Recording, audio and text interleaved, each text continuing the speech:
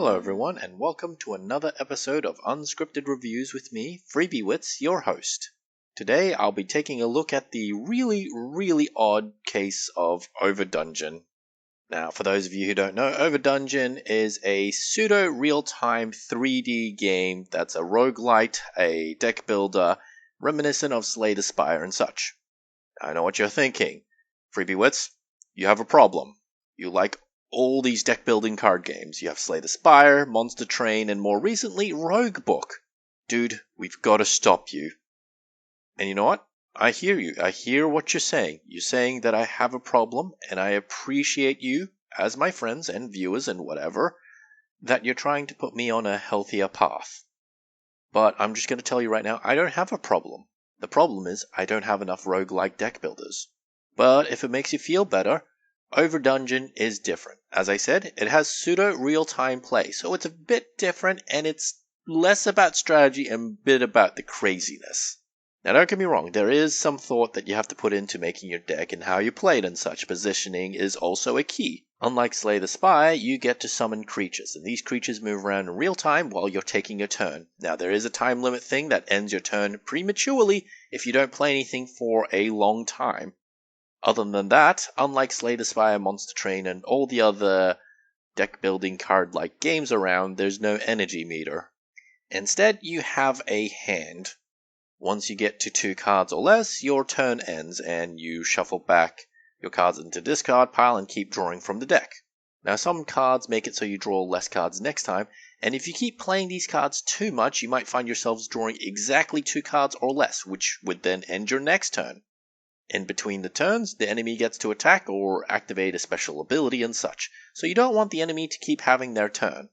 Now, Slay the Spire can get pretty crazy in how you build your deck. For example, you could have a card that's been upgraded a million times and does a ton of damage. You could have a huge deck with the Brain Blast card. You can also have a deck that keeps going, never stopping, no matter what. An infinite draw deck, essentially. OverDungeon sort of has that, but in a different way. It can get really overpowered and really silly really quickly, which, if you stick with this video, you will see eventually. It just becomes a cacophony of particle effects and monsters and creatures going smack. So anyways, you have your usual Slay the Spire staples. You can move from encounter to encounter as they are. They can be monster fights, they can be question marks and events, they can be shops and elite monsters. Eventually you can rest and have a camp, or you can fight a boss monster. Now, some of the ideas are just straight up ripped off, I feel, but I'm not sure if it's because it's trying to actually copy Slay the Spire, or if it's because the amount of ideas and stuff you can really do with a card game like this is that limited. Who knows? But the fact that they have giraffes on tanks, well, that tells me there's still a lot of ways to go. So what else makes this different? Well, there's a sort of meta progression thing where you can level up and make your deck and your starting deck stronger and such. Very reminiscent of Rogue Book. I wouldn't say it's like Slay the Spire's level up system where it unlocks potential rewards like cards and such in the future. Nothing like that. This is just straight up upgrades and extra power. Now, there is another thing I'd like to criticize the game about, and it's the fact that it has an autoplay system. So once you click this, it automatically just plays your hand, and I don't really like this in any game of any sort. It's the idea of you have a feature that makes it so you don't have to play the game, the entire point of the game. It's like going to the movie and then paying to not see it. It's like reading a book and then not reading it. That's not the point of these mediums. The point of a game is to play it. Another thing that I should criticize is how optimized it is, or how poorly optimized. I'm not even entirely sure if I could say it one way or the other. Because once you get to 1 million creatures, and I don't mean million as in literally, but once you get enough creatures on the screen, the game starts to lag. Once you get enough projectiles, creatures, particle effects, whatever, the game starts to lag. Now, the game's way to solve this is by having a button appear once you get to enough creatures that actually just starts wiping out the creatures. You can also have a preset limit of how many creatures are on screen at any one time, and once you summon a new creature that goes above that number, the old creatures just disappear. I feel it's a bit intrusive, but I can't blame them for going for that option. And once again, I'm not sure if this is considered optimized or not. It's a solution, but it's not exactly an elegant one. I don't think anyone could argue that.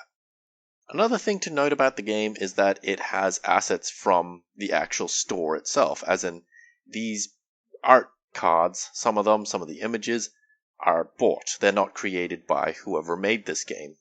Now that's not necessarily a bad thing in of itself. I know some people have an issue with it.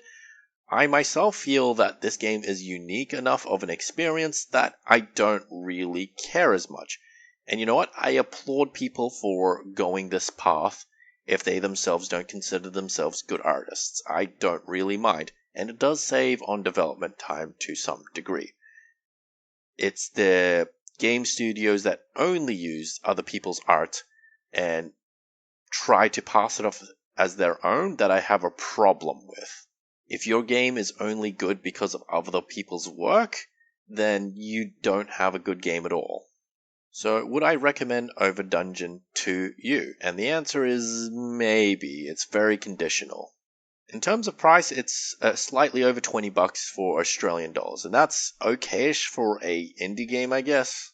There is quite a bit of content to go through. I could sink quite a few hours into this, and I have spent quite a lot of hours in this game.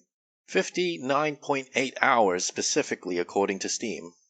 It's very sparkly, it's very pretty, it's very colorful, but the strategic depth, it can be as deep or as shallow as you really want, I'd say. It gives the same kind of triumph and feeling once you find an overpowered combo like in Slay the Spire and such. Well, let me put it this way. If your game isn't making you wonder what the hell is going on while a venerable opera of animal sounds and explosions assault your ears, then you might not be playing this game right. In all seriousness though, if you like card games with some real-time strategy elements thrown in alongside a hint of roguelite, then I'm sure you might enjoy this. Anyways, that's my unscripted review of OverDungeon, and I hope you have a wonderful day. Bye-bye!